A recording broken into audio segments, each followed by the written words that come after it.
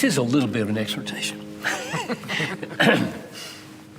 The shock value of regularly teaching doctrine in a sermon where people don't feel like they're in a doctrine class.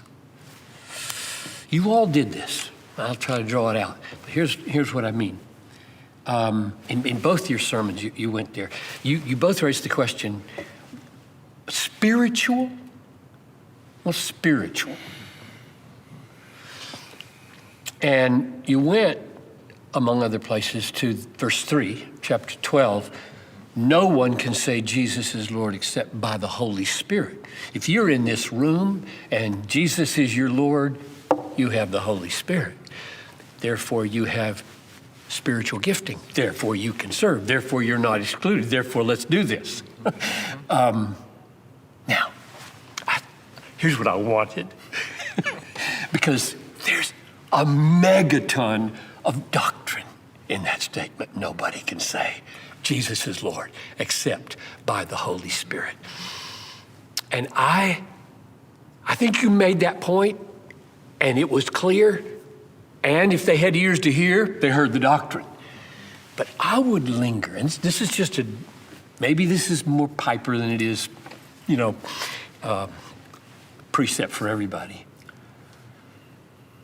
When I allude to a text that carries a very controversial and important and beautiful truth, I don't want it to go by too fast. I want it to be provoking. I want it to be beautiful. And in drawing attention to it, I want it to lend a kind of vibrating seriousness to the sermon. Like, whoa. And what I have in mind is, I'd say something like, if you're a Christian in this room, you didn't make yourself a Christian. God made you a Christian. Nobody can say Jesus is Lord except by the almighty sovereign work of the Holy Spirit overcoming your resistance to the Lordship of Jesus. And you can say one or two other sentences to really, really push it in their faces, because you got people out there who think they did it.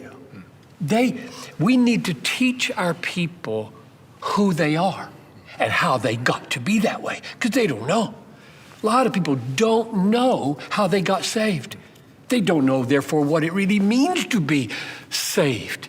And there's Paul saying, nobody can say this. Now, as soon as I say that, this is why it might take more than 2 minutes, which is why you didn't do it, which is okay. You can't preach on everything at one time. As soon as I say that, some wiseacre in the audience is going to think, if not say, sure, I can say Jesus is Lord without the Holy Spirit.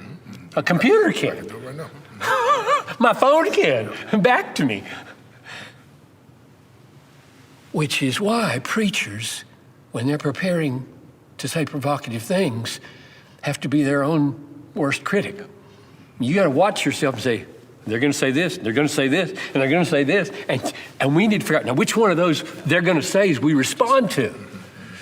And that one I would respond to by saying, no, of course you can say Jesus is Lord without the Holy Spirit, but not and mean it. With love to him, sweet yieldedness to him, deep, happy confidence in him. In other words, the real stuff is what the Holy Spirit has to do. Holy Spirit doesn't have, control your lips. You can control your lips.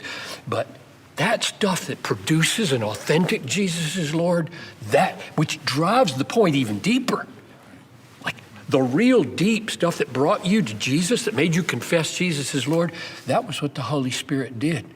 Now, if I were to take 3 or 4 or 5 minutes to linger there, which would make your sermon too long,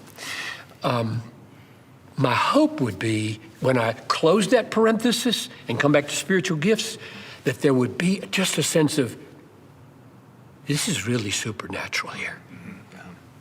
I mean, you clearly made it supernatural. Spiritual is supernatural, and you defined it, so you did too. Supernatural. But I just love waking people up out of the slumbers of ordinary church experience. So. How do you decide between what you call that kind of parenthesis and to linger there, even if it's not necessarily connected to the main point, and a rabbit trail that you should cut out? Yeah, exactly. Wisdom. You watch yourself. I mean, when I'm preparing, I'm thinking of all kinds of trails I could go down. Right. Every word is a trail. When you preach a whole sermon on Psalm 22 with how many verses? 28 verses or something. Every verse has a potential trail. Right.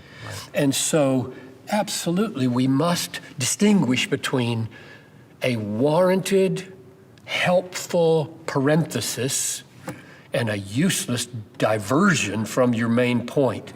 And all I can say is, does it feel to you and look to you as you analyze the text, the moment of the people, where the church is and what they need to hear, and what the implications of this text are? Is it warranted to draw attention to this? And do my people need this? Or would they feel, oh, there he goes on his hobby horse on irresistible grace again? Right. If that, you just need to know. You need to sense as a pastor, this is going to meet serious needs or not. It's going to be a distraction. I don't have any technique for distinguishing.